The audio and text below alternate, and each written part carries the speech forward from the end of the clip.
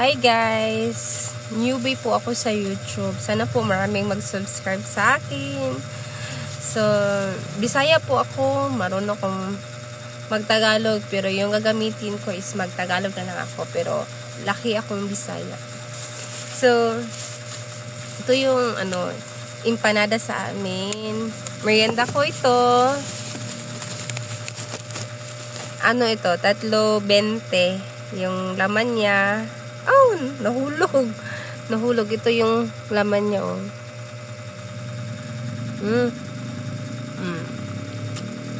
Gulay.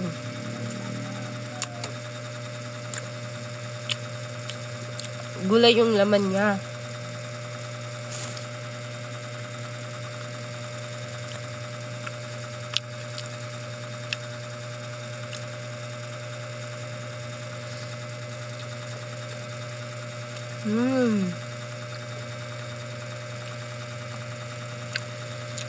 Masarap siya.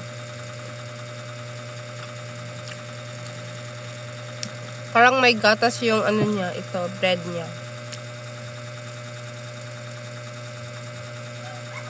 Magkwento na ako ng kaunti, guys. Taga Davao pala ako, guys. Taga Davao ako, tapos dito sa Davao de Oro. Malapit lang kami dito sa Mount Diwata. Alam niyo yung malaking mining dito? Sa amin is tinatawag na Diwalwal. Mount Diwalwal. Or mas known siya as Mount Diwata. Maraming ginto. Maraming ginto dito sa amin, guys. Nasa bundok. Maraming na ding maraming tao doon na naninirahan. Maraming nanguha ng ginto. Ginto yung isa sa sa amin, guys, yung pinagkakakitaan ng mga tao dito. Ginto sa Diwalwal. Alam niyo ba, guys, yung Bagyong Pablo? Dito yun nangyari, dito sa Davao de Oro. Kasi nandito ako sa Moncayo, Davao de Oro. Apektado din kami noon ng Bagyong Pablo. Lakas ng bagyo, guys. Super typhoon. Pag nakita mo yung bundok, nako, parang kinalbo ng bagyo. Lakas ng Bagyong Pablo. Ito yan sa amin, nangyari December 4, 2012.